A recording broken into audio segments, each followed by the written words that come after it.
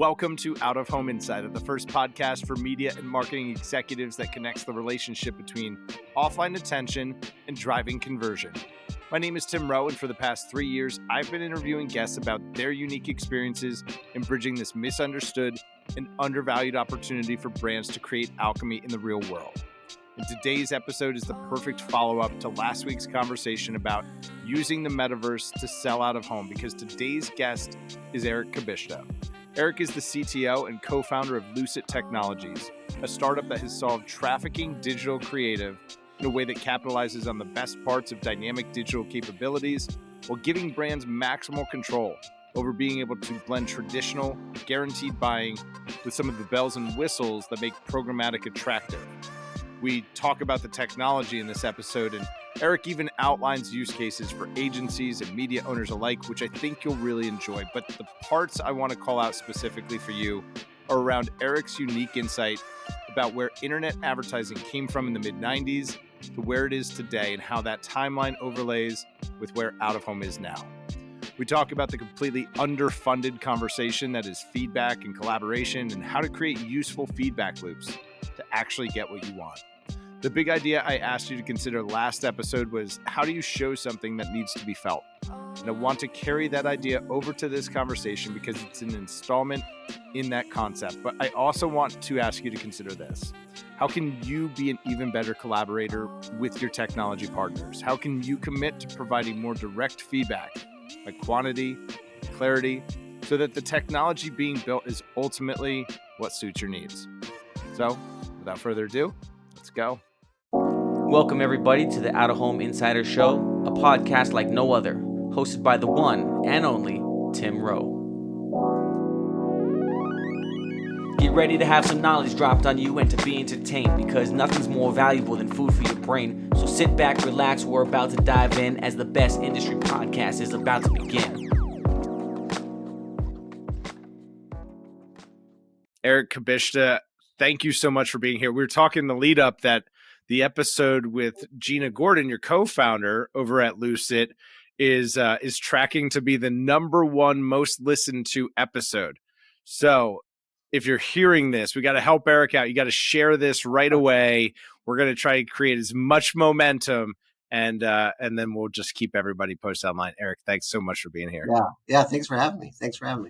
For sure. It's going to be a cool conversation, because I think that we're going to get to talk a little bit about your background and what it's like building technology in out of home, which is, obviously it's advancing at a very rapid pace, but where it is on kind of a timeline of advertising history is interesting. So really looking forward to that. And then there's some new product out by Lucit.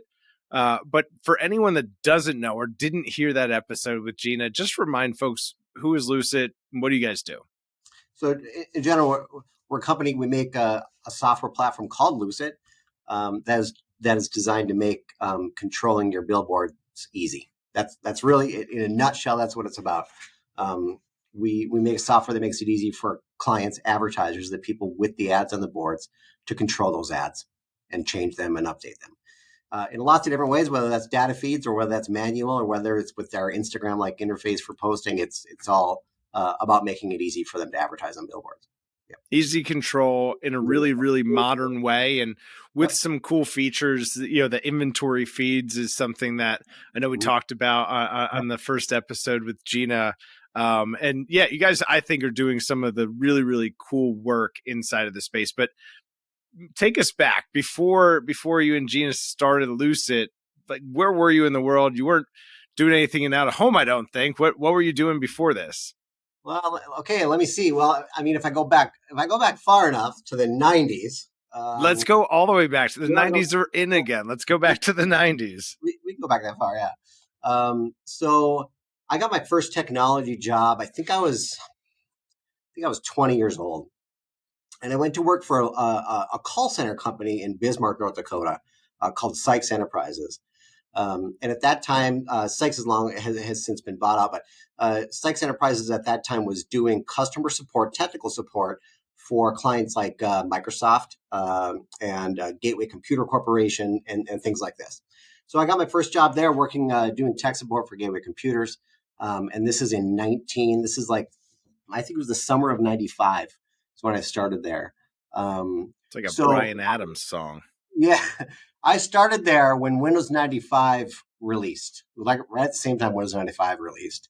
I remember watching the launch party of Steve Ballmer. Like, and you've probably seen the famous launch party dancing of Bill Gates and Steve Ballmer. I watched that.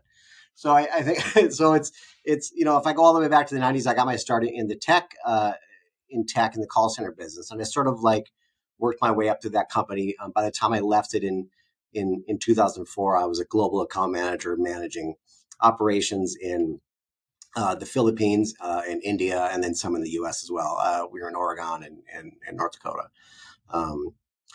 But I wasn't a software developer there. I was a tech, and I was a training manager, and then I was an account manager, global account manager. But I was not a programmer. However, when I was a kid, I had taught myself to program on our home computer using BASIC, right? So that's where I got my programming start. And in my job at Sykes, I never had the tools I wanted. Like we were doing stuff that was manual that I knew that could be done better. Like, stuff that would take an hour of data entry I know could have been done with scripts or with programming or whatever. So I just taught myself how to program. And the reason was because I needed to make my job easier. And that's really what it was. That's what programming for me really was at that time. Making my own job easier and making other people's jobs easier. And so that's where I got my start in programming. And so I left that company to start a consulting company doing programming. I was getting tired of the travel. I was spending a lot of time overseas, a lot of time in India and the Philippines, which is neat to visit once or twice, but going there a lot was difficult on me and my family. So I started my own consulting company. That sort of grew into consulting with another local company that had sort of this online classifieds website that had just gotten started. Anyway, if you think back to like 95 when I started with Sykes, what the internet was like in 1995. I don't know how old you are, Tim, but I don't think I was on the internet in 1995. Like, I just had a birthday. I'm 37, so right. I really got onto the internet, I guess, in probably middle school, which would have been 97, 98. So, 95 even predates that. Right. Yep. And, to put that in perspective, my first business trip I ever took was I went to the Microsoft campus in Seattle for a training class on Internet Explorer version 4, right? So that was my first business trip I ever took, was for this training class, this 3-day training class on this. You can now get that training course on VHS on eBay. Yeah, I'm sure I could find it somewhere. But here's the amazing thing about that. That browser was the first time HTML could be dynamic, which means you could look at a web page and it could change while you were looking at it without having to refresh the page. It was like the first dynamic HTML, it was called. That was their big thing with Internet Explorer 4. And it was dynamic HTML that completely changed the internet.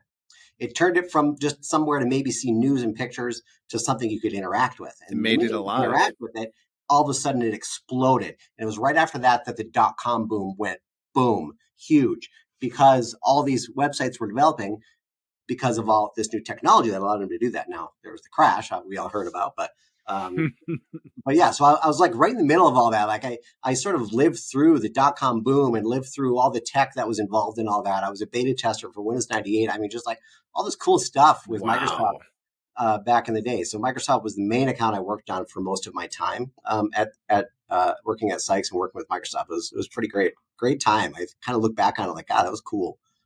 So you rode like the early internet wave, and you got through the .com bubble. Mm-hmm. And what happened after that?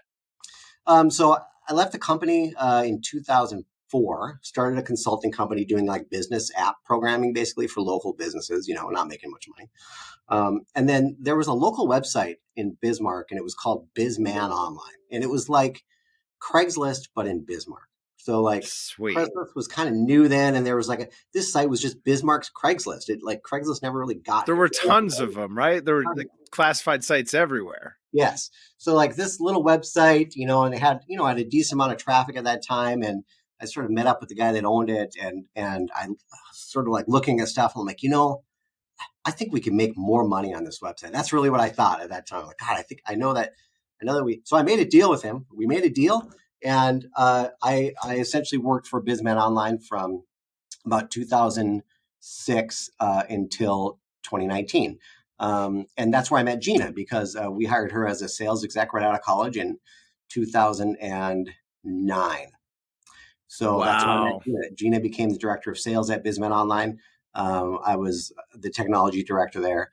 And then we both left the company in 2019 and we started this company. So, And here we are. All and here right. we are. So how did you end up deciding we want to go build technology for out of home? Accidentally is how that happened. It's typically the way, unless you're born into it, it seems to be by accident. In a nutshell, when we started our company, we were going to focus on automotive solutions, automotive sort of advertising inventory solutions, like taking cars, putting them on the internet, right? Mm-hmm. And making software to make that easy to do. That's like I was thinking about how to make it easy. And I just sort of stumbled on this idea. The story is I was sitting at a Taco John's drive-thru. Taco John's is like Taco Bell. I don't know if you have Taco John's out there. We don't have Taco John's, but damn, I wish we had a Taco John's. And I think that 98% of the listening audience is going, I want a Taco John's in my neighborhood. So I'm sitting there with my wife and we're waiting to get some tacos. I'm looking at this billboard. This is digital billboard. And it's like flipping through the ads. And I'm sitting there waiting and like just watching this thing, And then I saw an ad for a radio station come up. And that radio station ad said, now playing whatever song. I think it was a Billie Eilish song. Might have been. And I'm like, wow, okay. I was like, Emily, honey, turn on the radio. We turn it to 96.5, or whatever the station was, She turns it there, and sure enough, that's the song that's playing. I'm like, and it just instantly, it was like, these things are connected to network. Like you can control these things. You can put data on them. Like it all sort of flowed into my instantly like, okay, I get it. These digital billboards are connected to networks. Obviously, I don't know why I didn't put that together before, but obviously they're connected to data and you can change the data on that board in real time. That's like what hit my head at that point. I called Gina that night and maybe it was a text, but let's say it was a call. The story's bad. It's a call. It's a call for as long as we're telling the story. It's a call. So I said, let's put these cars on billboards. And she's like, what? I'm like, yeah, like these digital board. I think that we could generate the creatives automatically and put them on the billboards. So we talked about this idea and how we would do that. We didn't know anything about billboards. We knew nothing about them other than we've seen them. We didn't know anything about the software, the hardware, the companies. We really didn't even know anybody anywhere. But that was an iDigital sign. That was the name of the company, iDigital, which is the billboard company in North Dakota, Minnesota, South Dakota, and they only have digital signs. So I was able to.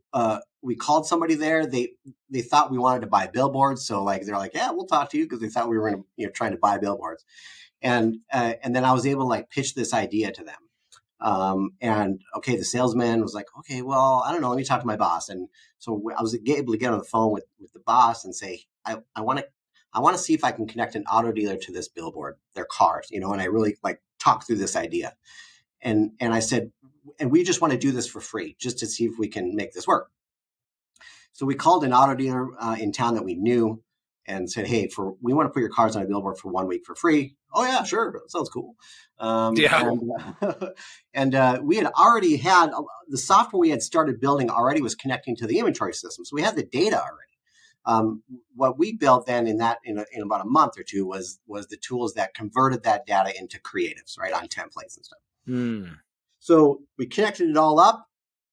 They started the campaign. I was able to talk to the software vendor. It was Apparatics, and we were able to get this hooked up on the back end.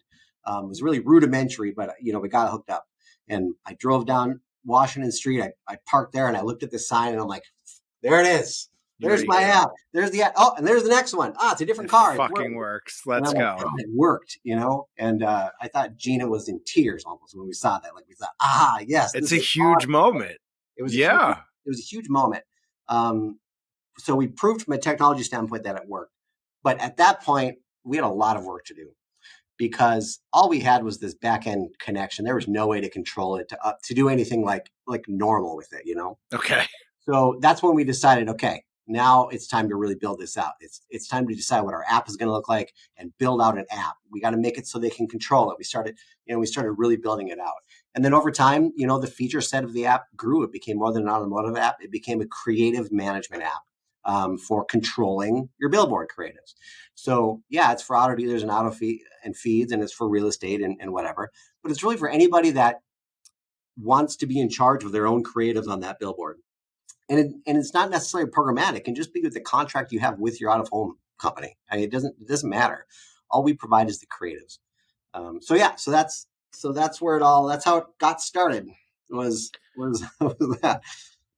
I mean, I love founder stories, so thank you for sharing that with the audience. There's probably some budding founders out there that are going through some of those same challenges and experiencing those same moments or looking forward to them themselves. So, Yeah. And that's where we are. Like that is such a special thing about where out of home is, and something that we talked about a little bit is just thinking about this on the timeline of history, where out of home is, and you were there at day one of the internet. So, I mean, you tell me, like, where do you feel like out of home is on that timeline? I feel that we're still in this special time, and for a couple of reasons. If you think about the digital boards themselves, really like high quality, great looking digitals, 10 years, right? Over the last 10 years is where you started to see these. And the ones that are coming out now are absolutely amazing. I was at a Timberwolves game about a month ago, and the screen in that building is like, what? I can't even handle it. It's so huge. Crazy. So anyways, we've really, over the last 10 years, think of what the tech has done just on the hardware side. Okay. The other thing that's happened during the last 10 years is the cell networks have gotten better. So, we've gone now up to 5G networks, and now we can move that data across these networks without it being such a huge cost as it might have been 10 years ago, 15 years ago, 20 years ago, et cetera. So the networks have really matured to move the data. The hardware has matured. But the biggest problem we think right now is the software. The software that controls the billboards themselves, the software that runs on the billboards. That's where I think where the biggest struggles are. A lot of signs come with the software that came with the sign. And that software originally was probably built for an on-prem sign. It's like, here, okay, we're going to run 8 ads on, you're going to run a loop, right? I'm a commercial real estate investor. I've got some retail space, and I've got a digital sign, and I'm just maybe I've got a few slots in there for stores and, grand opening or whatever, but it's not meant to be connected to the internet, the network of things that exist in the world. And I get it, because at one point, the sign manufacturers are going to the billboard companies saying, hey, you should buy a digital sign. And they're trying to figure out well, how should this work? And they might have even asked the out of home, how would you like this software to work? Well, you take a company that's been selling static billboards, ask them how the software should work. They're going to say, well, what if we split it into 8 spots, or whatever? Let's just static. I'm gonna link it in the show notes here. Ian Dallimore, one of the early episodes of his podcast, Digital and Dirt, they tell that story, and it was exactly that. It was exactly that. It was, okay, well, what are we going to do with this thing? Well, we're just going to split it into 8 shares. That's truly the story. And yeah, I mean, that makes sense. Here's all I need it to do. Allow me to traffic up to 8 different creatives. Right. And this is really a general software development issue. And it's not just billboards. It's any type of software. Let's say the founders of Instagram, we'll just use Instagram as an example. Let's say the founders of Instagram went to a group of people and said, we want to make a photo app. What would you like it to do? You would not have Instagram, because what makes Instagram is the founders saying, this is what we're going to make. And you'd then have Flickr. Or whatever. So you might get Flickr. Right. So really, the number one, it sounds crazy, but the one of the biggest mistakes that software companies make is asking their customer what features they want in the software. Mhm. Um, uh, because the customer has a really hard time viewing what the purpose of this software is beyond their worldview, right? And it's nobody's fault. That's just how people are. I would be the same way if somebody came up to me and said, how would you like, if somebody said, how would you like your coffee cup to work? I would say, well, I already have a coffee cup and I don't need any other kind of coffee cup. Well, you know what I got for Christmas from Gina? I got a coffee cup that keeps my coffee warm all day long, right? Now, I would have Gina's never a thought of great I would have gift never thought of giver. that. Yeah, great gift. But I would have never thought of that if somebody said, how could we make a coffee cup better? I'd have been like, I don't know, the handles I think they're fine. I would have said, it's fine. Sure. Everything's fine with my It coffee cup. There's works. no need to mess with it. But now I have a It's coffee cup that keeps my coffee warm. it's Awesome. the Henry Ford, they would have asked for a faster horse, right? Yeah, right. Sometimes you have to, right? It's answering what is the job to be done. Mm-hmm. So as a technologist, building an out of home that is at this kind of very interesting, intersection in time, Mm-hmm. how do you get to that? How do you figure that out? How do you get to that? You have to. One of the things it's really important is that uh, people like us come into the space, and and the reason for that is because and we're not the only ones. There's tons of software companies in the out of home space that were not out of home people, and that's Mhm. really common. And the reason for that is because people not in the out of home space are bringing in ideas and innovation. They're saying, okay, hey, industry, we see that you've been doing it this way for a long time. Why do you do it like that? And I wonder if there's a better way. And maybe there is, maybe there isn't. And then there's resistance because the industry, no matter what the industry is, not just out of home, it's every industry has this issue. The Always. industry says, well, no, this is not how we do things. We do things like this. And then the newcomers are like, well, wouldn't it be better if it was like this? And what you find is a couple of things. In some ways, the industry people are correct.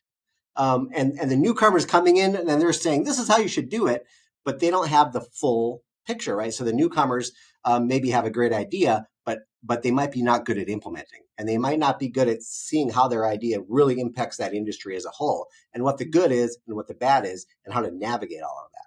So it's really complex. So you have lots of companies out there that are in this space. They weren't out of home people. They brought new ideas in, and it's difficult to get that moving. And eventually, their original plan, original thought of what they were going to do has become maybe at the core the same, but vastly different as you started to get to the practical side of things, right? So I don't know where I'm going with this now. I think I sort of lost my train of thought, but I'm just sort of talking. No. It's so good. It's so good because it's something that I had actually just talked about recently. I've been going back and re-listening to all of the guest spotlight conversations like this, these one-on-ones, re-listening and taking away and kind of downloading what were the key takeaways? Like if I distilled that all the way down to a less than 10-minute version, what would be the high impact takeaway? And that was something that I mentioned on a recent one about programmatic, which is, to me, having sat on a few different sides of this, right? I come from the sell side. I worked for, a really fast growing tech company. We went from $100,000 to $10 million in revenue in 12 months and, scaled up really fast and did a bunch of things and got to build some technology along the way. And now to come back and have a proper seat at a great buy side specialist, like that perspective, what I see is there's not enough collaboration. There's not enough feedback taking place. There's an expectation. I think, kind of from everybody, like this is the finished state. I'm not seeing a lot of people that are actively seeking feedback. I'm more frequently seeing and hearing, here's what it is. Here's what we have. Here's why you should use it the way that it is. And there's not really this kind of give and take. I don't see. Right. Do you see that? Do you observe that? Is that something that is just isolated to me, and maybe I need to punch out of my bubble? No, I think you're right, and I think great ideas need to be like refined and implemented, right? And for you to do that, you have to figure out what's working and what's not working, right? Sometimes you should stick to your guns. Sometimes you should say, this is our vision, and if you try this, it's going to work. And if you believe in that, eventually you can get it. But you might find on the other side of it that you're doing some stuff wrong, right? And it's good to understand that. And the only way to know that is to see it from the other side and try to see what's happening when people are trying to use your product, your service, or whatever it is. A really good example is programmatic, because again, the programmatic stuff, a lot of it probably came from people that were in the internet side of things, right? So they saw the way that internet advertising was bought and sold. And they're like, we should just take this and move it to out of home. And it's not that simple. I think that simple. No, it's not. Even in a perfect world, it's not that simple, because it's such a different medium. But you take sort of some of the core ideas, sort of some of the mechanisms of programmatic, and then you figure out how to apply that to this new medium, and you build a new product. And then you will end up with the right product at some point, because we do know that the buyers would like to buy things in an easier way, and the sellers, the people, the screen owners, they want to make more money, but it has to be executed correctly. And I don't think we yet fully know the answers to all of those questions yet. Agreed. And it's because not all screens are connected up. I mean, it's because you have new screens coming online. How do you programmatically buy static inventory? I mean, there's a lot of questions out there, and I think that's what the interesting piece is that companies are going to come along and help solve these issues, and not one company will solve them all. So there's not going to be like one out of home software company. That's just not how it works. You're going to have a lot of companies, a lot of software, and as long as that software can work together, you're going to build this awesome ecosystem. And that's also, I think, is important, that software opens up their APIs and opens up their platforms for development and innovation. So yeah, we think that's important too. It is a blue ocean. The internet, I think it's something like there's more than 8,000 marketing technology companies online. There are, it's not more, actually. Yeah, it's right. It's out of home and depends how you want to cut this number up, less than 70, right? And if we really, really, parse that out, maybe it's a dozen. So there is plenty of room for everybody to play here. I want to come back to the importance of APIs there. But something that you mentioned a little bit earlier about anybody that wants to control their billboards.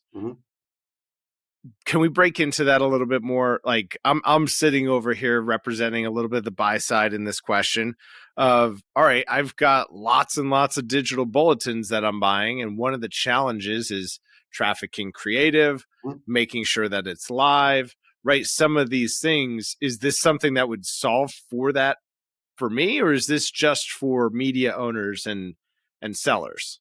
Well, part of it probably comes from what process you might be used to. So let's use an example of, we'll just use an example of a local small business. And that business currently, they spend money on sort of online advertising. So there's a local marketing person, and that person is taking the incentive creatives, making creatives and whatever, and they're publishing those to the online stuff, Facebook, or maybe it's, Google or whatever. And then they want to also, then they have a billboard contract. Okay, let's say they've already decided they want to buy out of home, right? Let's say they're already an out of home customer. And so now they have, they're on 5 billboards in their town, and they want to change their creative. The current process for most people is that they then email that to somebody. That's the most common process. Who emails it to somebody else, who might then also have to email it to somebody else. Exactly. An out of home company's got a traffic person. That traffic person then traffics an ad with start and stop times and whatever. And let's say you spelled something wrong, you want to change it. Okay, and I got to email another one. So that obviously that works. But what does that do? So that incentivizes the person not to send you new creatives, because it's a pain in the butt. And the scheduler at your company, they don't want to load 27 creatives a week for a customer or whatever way. the whim of that customer is. They don't want to be having that change all the time. So anyway, so we feel like, for some segment of advertisers, there's a group, there's a segment of them that would maybe like to do it differently. There are people that would rather just email their creative to somebody. We know that, right? So there's people, they just like their rep. And they're just going to email the ad to their rep, and that's what they want to do. Lucit's not for that customer. Okay. Lucit is for the customer that would rather just control it themselves. So really what Lucit then does is, I'm going to actually bring up one, but while I'm talking. So what Lucit let's do it. I'm going to give you an example actually of, let me find this saloon here. I think we're going to get some live demo here. So if you're listening to this, I will link to the YouTube at this timestamp. I know that's a very sophisticated maneuver by me, but I will come back, timestamp this so you can see what Eric's showing on the screen. Yeah, so let's maybe think about how it could be done differently.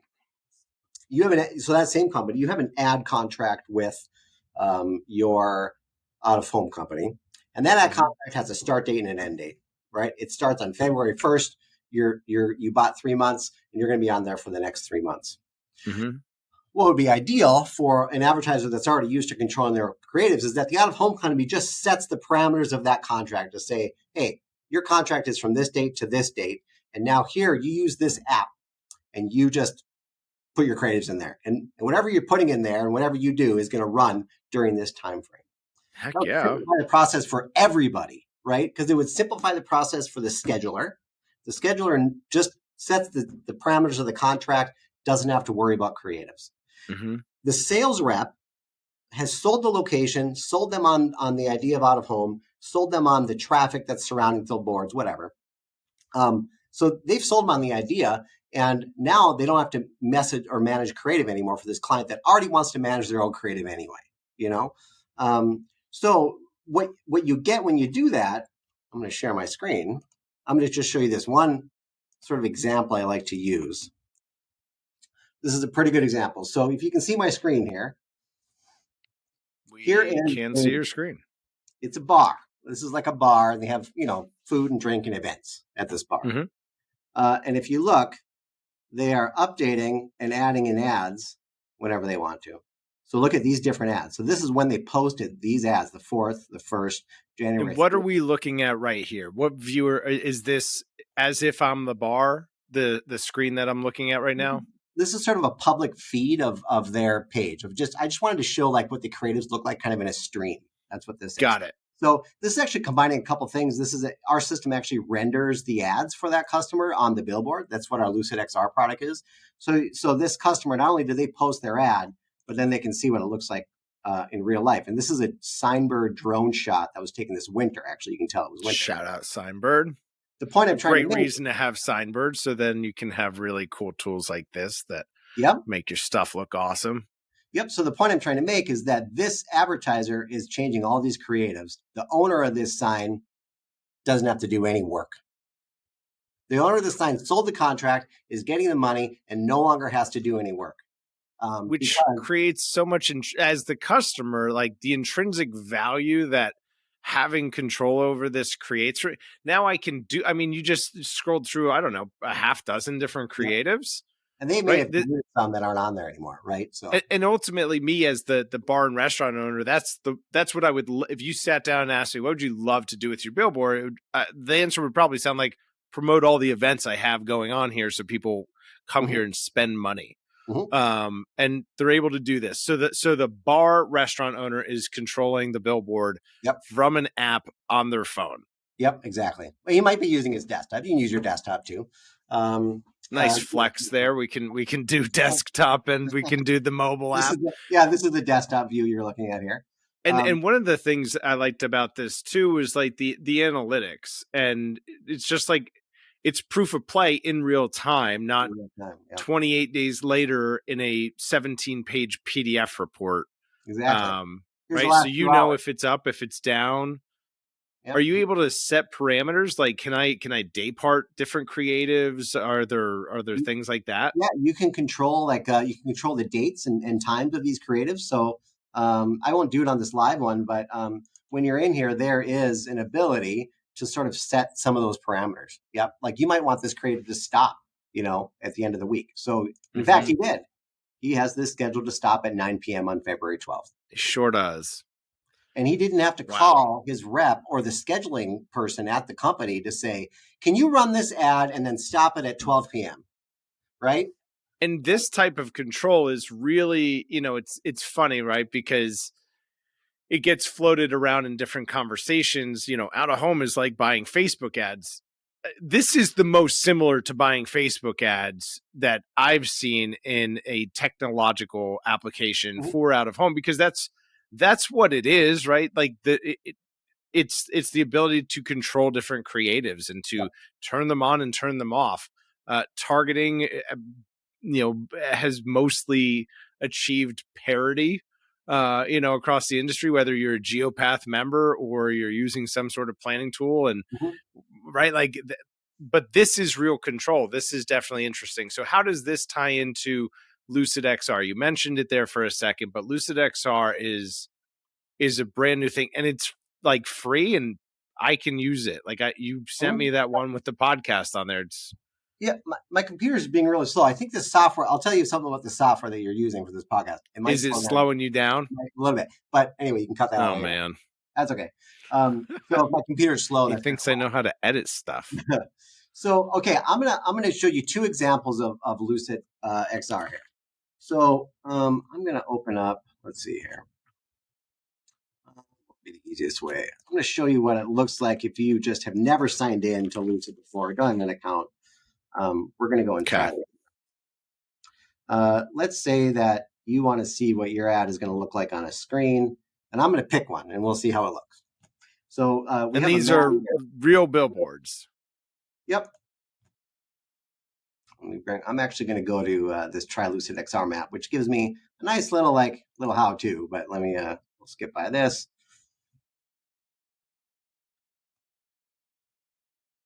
There we go. So where do you live? I live in Hackettstown, New Jersey. We don't have too many digital billboards out this way, but let's see what's nearby here. All right, so we'll come in here and let's just pick one. Let's see, what's this guy here? Yeah, so here's a billboard. So I clicked on that board. If I can click on a different one, and what you're seeing here in this case is a Google Street View image of this billboard. So this is what it looks like from Google Street View. So let's say I want to see what my ad's going to look like on that billboard. I just click Create Proof. It tells me the size. I'm going to choose an ad. I'm just going to choose. Let's see here. How about I'm just going to choose this logo. So I'm just going to put like this little image. So we give this cropper here, right? So I'm going to crop this kind of like this. We'll make it look, and then we're just going to see what that looks like. I'm going to say, I might have spelled that. So as far as steps goes, that's it. You click on the billboard, you click. So the step is upload your creative. Yep, that's it. And now it's there. So that's pretty cool. Yep. That's pretty cool. Yeah. So that's one random billboard. Now let's look at it in a much nicer looking format. I'm going to show you. Let me see here once. I'm going to show. I'll use billboard again because I know we have a shot. We have a bunch of signbird images in here for a bunch of different vendors. Nice. But I can get to the Bismarck one fastest. So we'll go. I know where that sign is. So I'm going to tap on this one. Oh, that's a demo board. Let's get to the one behind there. I'll just use it. That's fine. I just have it set up as a demo. I'm going to put that same creative on here. And then we'll see what it kind of looks like as a signbird shot.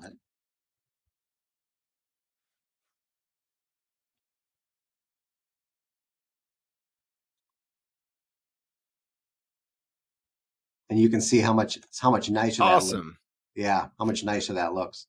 So if I'm a media owner, if I'm a seller, and my inventory's on here, who's on there?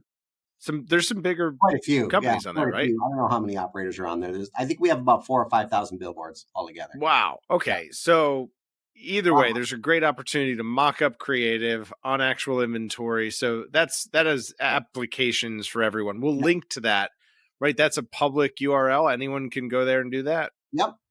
And so that's cool. You can do one board at a time that way. So we have this free version where you can just choose a board and you can choose a screen. You can create an ad on it. But the really cool stuff comes, and some of this is designed for agencies and account execs that work at out-of-home companies. So I'm going to proof up something on some Durden billboards. So Durden's a company down in Southeast Alabama. They're a great company. I'm going to create a new account. I'm going to call it. Shout out to the Durden Out-of-Home Museum, the Netflix show coming soon. What's that? There's a museum. Bill Durden's got an incredible collection of old signage. Yeah. Oh my gosh. I just think that it should be a Netflix show. Oh, I'm going to have to ask him about it. You're going to have to ask. I'm going to have to get him on the podcast about it. He's going to have to film it from live inside the exhibition hall. So anyway, I chose, I hit add proof. I typed your name in there. We're going to create an account. And it's going to give me this is Durden's inventory here. Okay. So I'm just going to, let's say I'm going to proof up. I don't know. We'll just pick some. We're going to see how this looks. I'm going to choose a bunch of them. So this is a feature for me as a media owner now. Media owner or an ad agency that's been said, we have sort of a forthcoming agency product that's going to sort of help with this for ad agencies too. Interested in hearing about that too. Yeah. So now I'm gonna choose a creative. Let's see if I got something. I don't have all the good demo stuff. Let me go see. Gina always does the demos, so I'm always like behind on everything. So let me find sales. Where is it? Where is it? Demo. Oh, demo accounts. How about Postline Auto? I just want a creative I can put on there. And we'll just see how this looks. So here's a creative. So what we're doing right now is you've gone through Durden's inventory. You selected multiple billboards. Yep. You're now uploading just one creative, and we'll see how it looks. Yep. All right. Hopefully we're gonna have mock-ups here for multiple billboards in one click of the button. Yeah, we will. We'll see what happens. Drum roll. So now, I think one thing that we all know about out of home is that sizing is a really big issue. You have lots of different sizes, lots of different ratios. So I chose a random set of sizes. So we're going to see what happens with those random set of sizes. So far, disclaimer. So far, it doesn't look bad.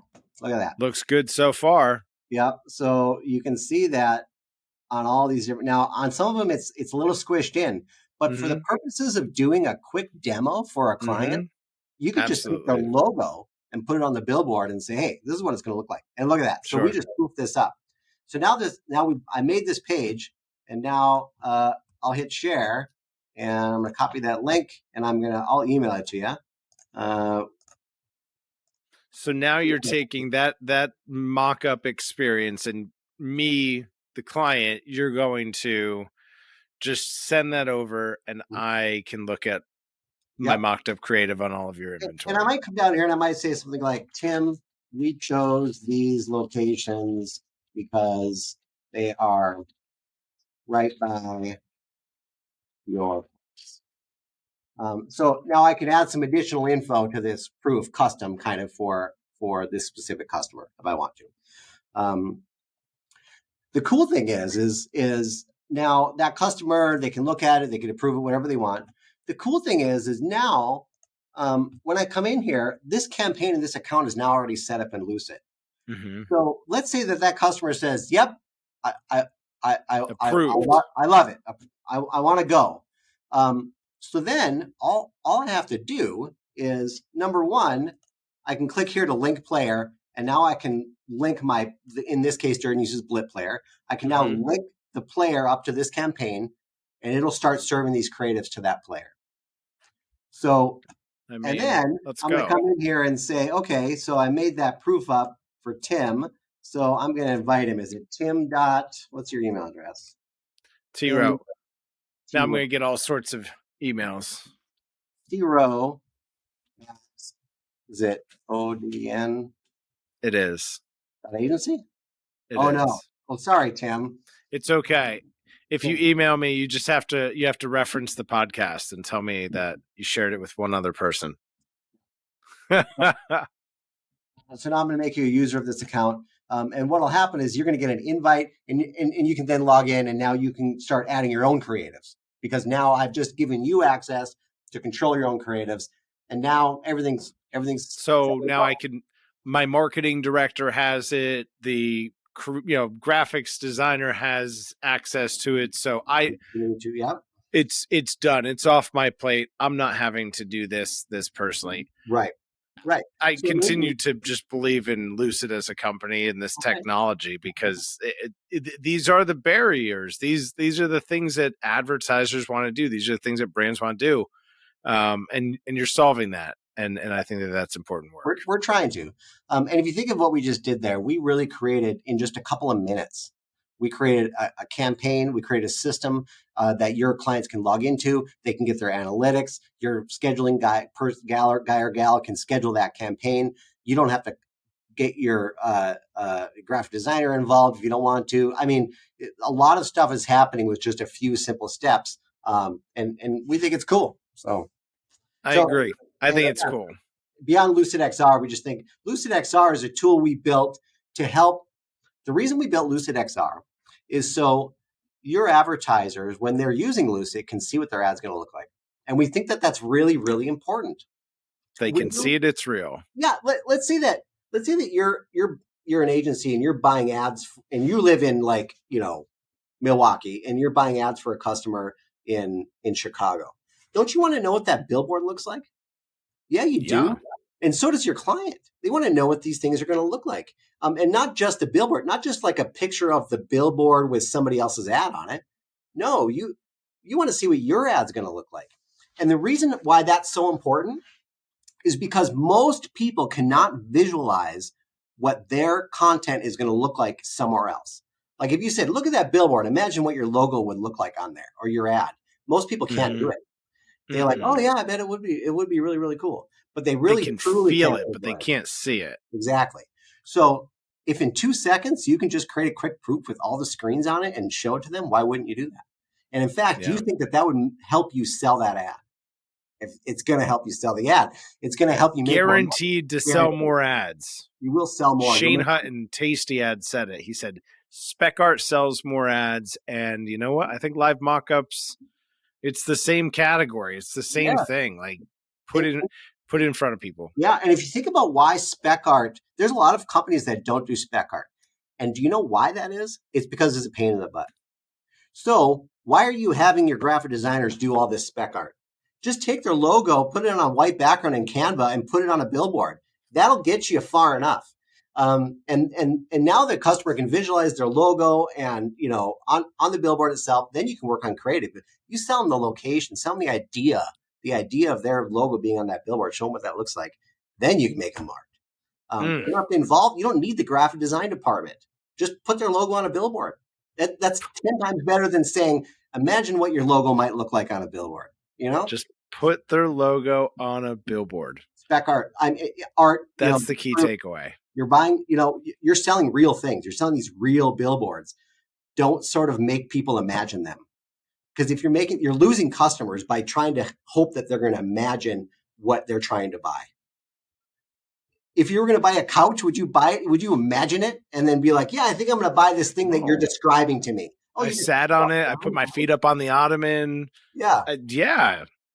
It's a brown couch. You should buy it. It's brown. It's brown and it's 6 feet long. Okay, perfect. I'll buy that couch. No, you won't. I used to sell cars. And there was a saying I picked up from an old timer. He said, the feel of the wheel is half the deal.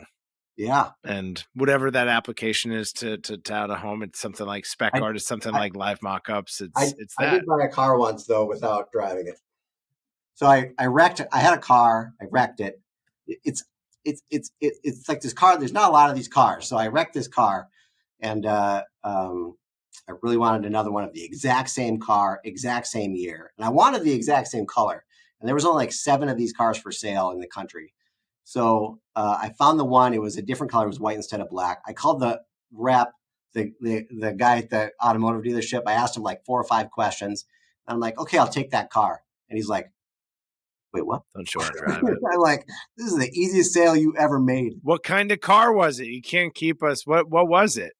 It was a Mercedes AMG CLA 45. Very cool. Very cool. Pretty hot car. But that's a hot car. Yeah. Good for you. Yeah. Eric, where can folks get in touch with you? How do they learn more about Lucit? Give them the Latin long. Just if you Google Lucit, Lucit, people think it's D sometimes, which maybe kind of is typical, but Lucit, it's Lucit. Google that, you'll find our website, you'll find our app, and you can sort of read all about it there and learn all about it there. Yeah. And we'll link it in the show notes below. Mm-hmm.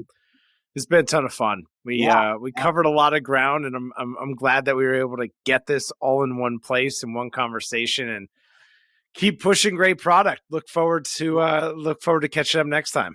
Yeah. Thanks, Tim. Awesome. Thanks, Eric. Bye. If you found this episode to be helpful, please share it with somebody who could benefit. As always, make sure to smash that subscribe button wherever you're watching or listening, and we'll see y'all next time.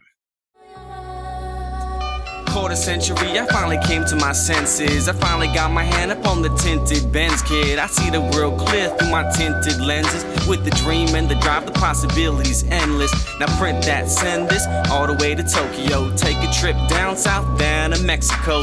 Next stop, Shanghai, the world-class trade show. First class all the way, cause that's how we roll. Yeah, call us the rock star businessman. Rockin' shows we handle business, man. We got our own future in the palm of our hands, cause divided we fall and together we stand.